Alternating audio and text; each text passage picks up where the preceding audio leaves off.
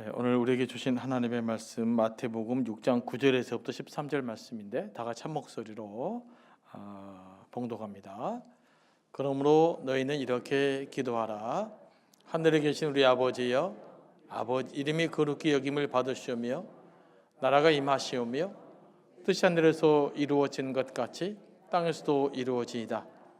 오늘 우리에게 일용할 양식을 주시옵고 우리가 우리에게 죄 지은 자를 사하여 준 것 같이 우리 죄를 사하여 주옵시고 우리를 시험에 들지 마옵시고 다만 악에서 구하시옵소서.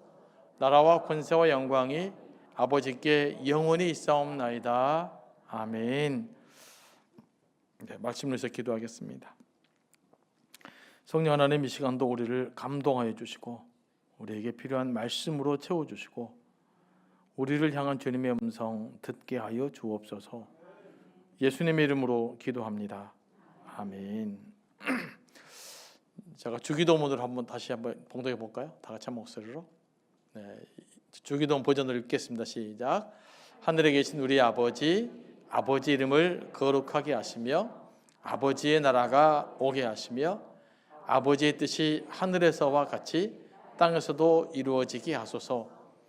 오늘 우리에게 일용할 양식을 주시고 우리가 우리에게 잘못한 사람을 용서하여 준 것 같이 우리 죄를 용서하여 주시고 우리를 시험에 빠지지 않게 하시고 악에서 구하소서. 나라와 권능과 영광이 영원히 아버지의 것입니다. 아멘. 우리가 기도할 때 응답이 기대되는 기도가 있고요. 또는 기도할 때 우리에게 거룩한 부담감을 주는 기도가 있어요. 우리의 모든 기도가 우리라고 뭔가 소망을 갖게 하고 우리를 꿈꾸게 하는 기도만 있는 것이 아니에요. 때로는 우리가 짐을 져야 되는 기도가 있어요. 내가 할 수 없는 것들을 해야만 되는 또 기도가 있어요. 주기도문 안에 또 그런 내용들이 포함되어 있죠. 주님이 가르치신 기도는 우리에게 꼭 필요한 것을 기도이죠. 그런데 예수님은 우리에게 꼭 필요한 육적인 양식뿐만 아니라 우리의 영적인 삶에 꼭 필요한 것도 함께 구하라고 하십니다. 그것이 뭡니까? 핵심적으로 오늘 본문에 나왔는데 바로 용서에 대한 거예요. 그래서 우리가 우리에게 죄진 자를 사하여 준 것 같이 우리의 죄를 사하여 주옵시고. 매일매일 용서를 받는 일, 또 매일매일 용서를 구하는 일은 일용할 양식을 먹는 것만큼 우리의 영에 중요해요. 용서를 구하는 것은 우리 자신을 낮추는 일이고 우리의 본성을 바로 이해하는 일이에요. 그러니까 우리 하나님 앞에 영적으로 건강하게 살려면 우리 하나님 앞에 겸손해져야 되는 것이고 하나님 앞에 우리가 누군지를 잘 알아야 돼요. 그래야 영적으로 건강해지거든요. 오늘 기도는 바로 그런 기도하라는 거죠. 우리는 죄인이기 때문에 하나님의 용서가 필요한 사람들이에요. 믿으십니까? 내가 죄인이고 하나님의 용서가 필요한 사람이라는 자각이 생기기 전까지는 아직 믿음이 바로 선 것이 아니에요. 그러니까 우리가 그리스도 안에 영적인 믿음이 바로 서면 나는 하나님의 용서가 필요한 사람입니다라는 자각이 일어나는 거죠.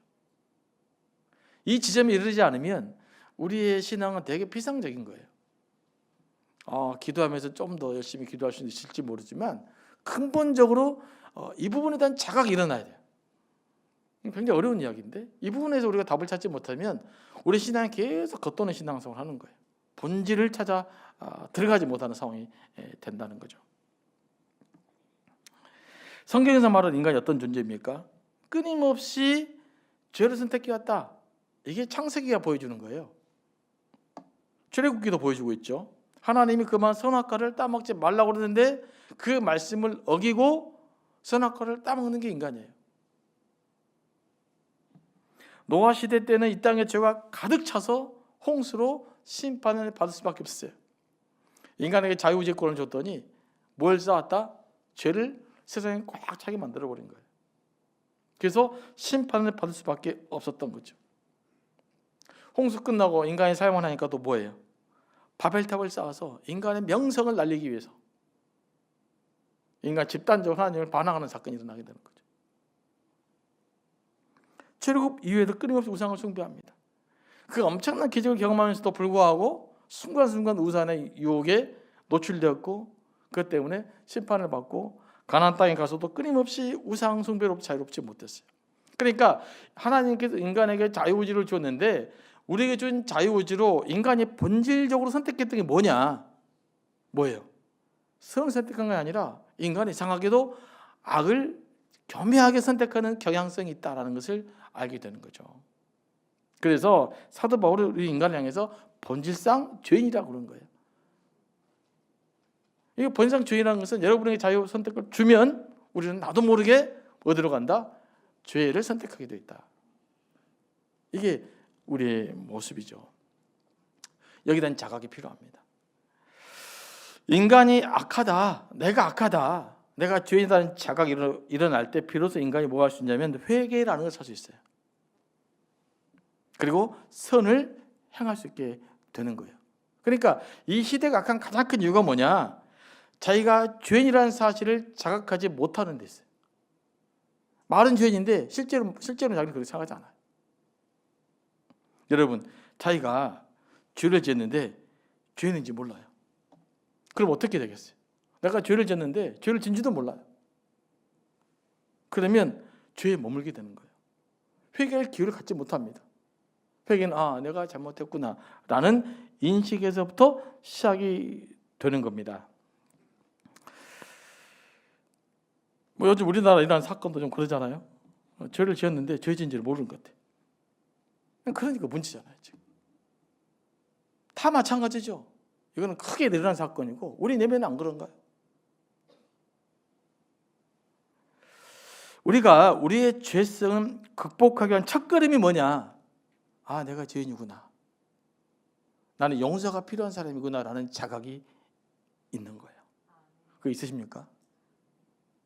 말하기 쉽지 않죠.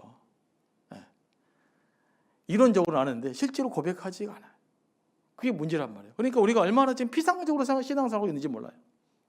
굉장히 겉도는 신앙을 하고 있다고요. 왜냐하면 죄에 대한 자각이 없기 때문에 그러는 거예요. 우리가 부흥을 해야 되잖아요. 그럼 인간 본성이 회복돼야 되잖아요. 그러면 우리가 죄짐을 자각하고 하나님께 우리가 죄를 고백하고 하나님께 용서를 구하고 용서의 확신이 있을 때부터 영적으로 살아 움직이는 공동체가 되는 거예요. 여러분 전도하자고 막 외친다고 그래서 영적으로 살아있는 공동체가 되는 것이 아니에요. 우리가 뭐 전도제 나눠준다고 해서 영적으로 살아있는 데가 아니란 말이에요. 기본적으로 내가 철저히 하나님의 용서가 필요한 사람이다라는 이 자각을 갖지 못하면 우리는 정말로 겉도는 신앙생활을 할 수밖에 없는 거예요. 그래서 자꾸 내 내면을 들어보고 내가 누군지를 바라보고 내가 얼마나 악한지를 바라보고 그래서 날마다 일용할 양식을 구하듯이 날마다 뭐 해야 돼요? 하나님 우리의 죄를 용서해 주십시오 라고 기도하라는 겁니다. 이건 굉장히 중요한 메시지를 담고 있어요. 이건 부담감 있는 기도예요. 편한 기도는 아닙니다. 우리가 죄인이란 용서를 자각하게 될 때 필요한 것이 바로 용서거든요. 그런데 우리의 죄를 용서하신 분은 누구냐? 제가 여러분의 죄를 용서하실 수가 없어요. 우리의 죄를 용서하시는 분은 오직 하나님밖에 없어요. 여보세요? 예를 들면 이런 겁니다. 감옥에 있는 죄수들이 서로 용서해. 네 잘못했는데 용서해 줄게. 이게 가능해요? 안 되는 거잖아요. 지금 다 죄인인데 무슨 누가 누구를 용서해요? 그 자칫하면 우리가 하나님 앞에서 우리끼리 용서할 수 있어요. 네가 그래 뭐 나도 죄인인데 용서해 줄게. 이건 불가능하단 말이에요. 인간의 용서가 불가능합니다. 우리보다 위에 계신 분, 우리를 심판하실 분, 그분만이 우리를 용서해 줄 수 있어요. 심판을 지고 있는 분이 내가 용서해 줄게. 이래야 용서가 되는 것이지. 우리끼리 용서해 버릴까? 그게 된다는 게 아니란 말입니다. 그래서 우리는 근본적으로 하나님께 용서를 받아야 돼요. 그리고 우리가 하나님 우리의 죄를 고백하면 약속했지 않습니까? 그건 미쁘시 우러우사 우리의 죄를 용서해 주신다라고 약속을 하셨어요. 그래서 우리가 진지하게 우리의 죄를 고백하면 성령의 감동으로 여러분이 용서의 확신을 갖게 돼요. 근데 날마다 그 기도 하라는 겁니다. 여러분 날마다 주기도문 하시면서 주님 내 죄를 용서해 주십시오. 기도하고 계십니까? 이게 우리가 해야 될 일입니다. 성경이 말하는 죄는요, 의도적인 것도 죄지만 나도 모르게 짓는 죄도 죄예요. 습관적으로 실수하는 죄들도 다 죄예요. 그래서 성경은 뭐 의도적으로 저지른 죄도 있지만 나도 모르게 실수로 저지른 죄도 죄란 말이에요. 근데 현대인들의 문제는 뭐냐? 내가 인식하지 못하면 죄가 아니라고 생각을 해. 이게 문제란 말이에요. 그래서 도둑질하는 사람도 제가 양심에 난 이거 문제 없다 생각하면 죄인이 아닌 거예요. 누군가의 폭력을 행사해도 이거 내가 괜찮은데 그러면 괜찮은 거예요. 거짓말을 해도 나는 괜찮아 그러면 괜찮은 거예요. 이게 우리의 모습이라는 것이죠. 이게 아닙니다.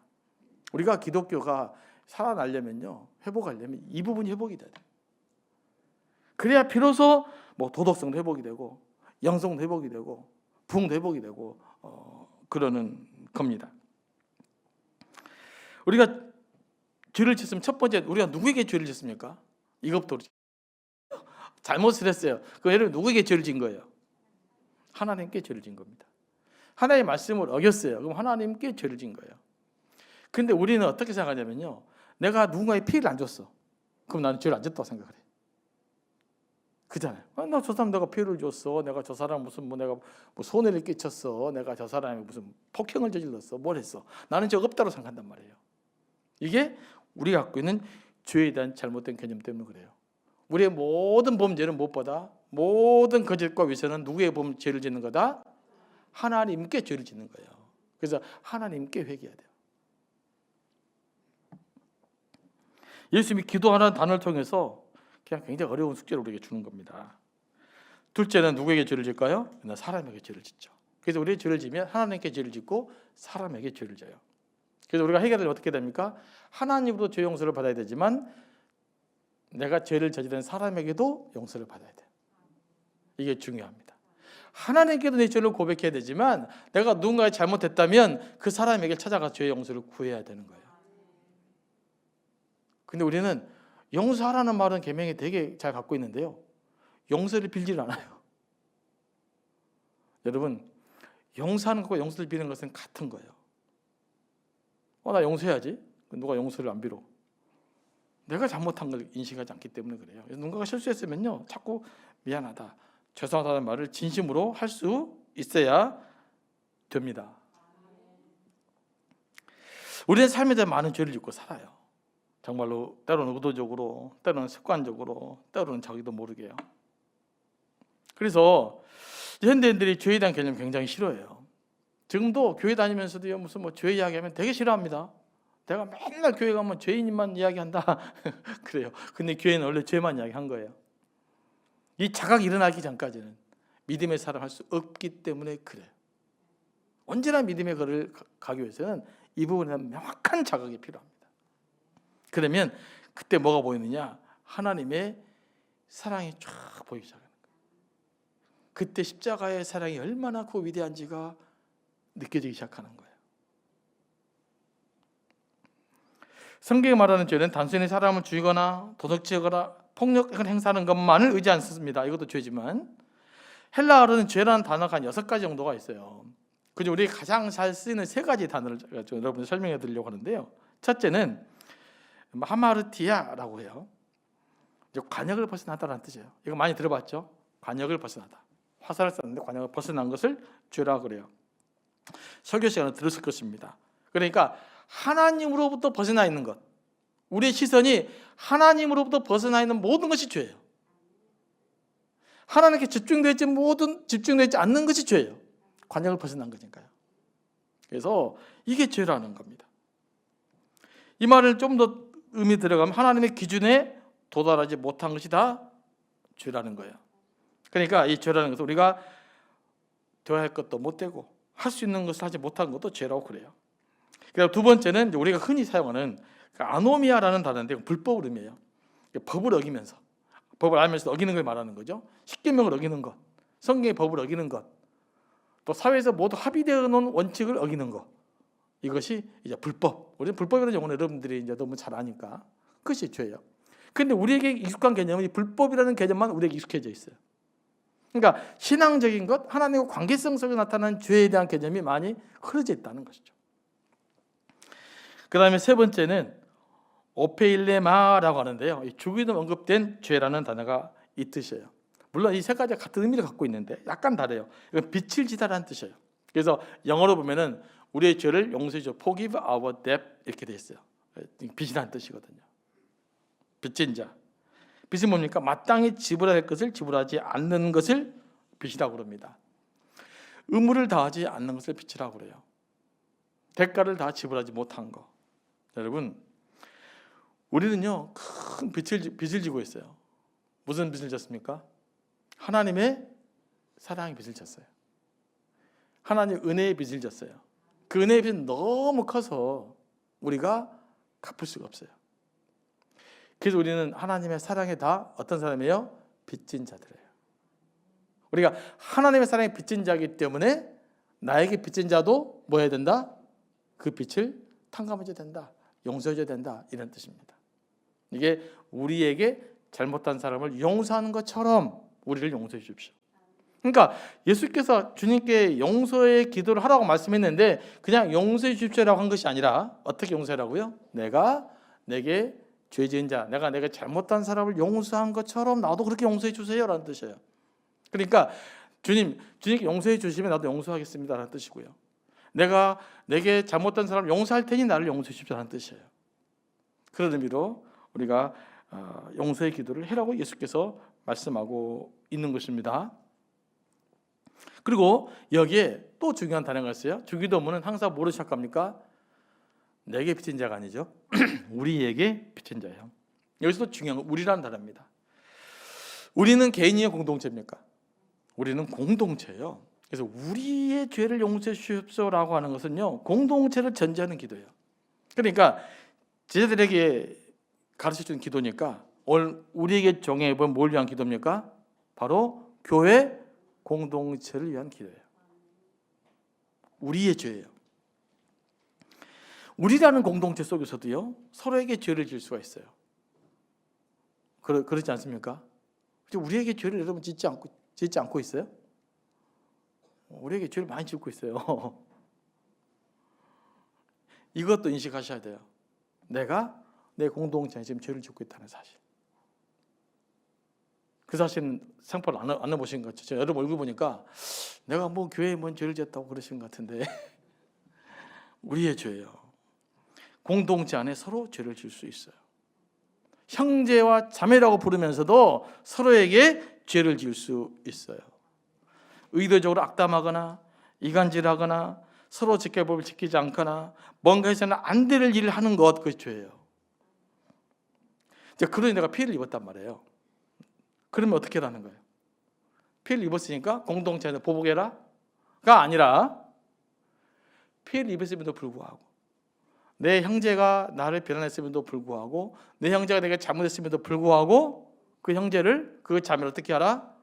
용서하라는 거예요.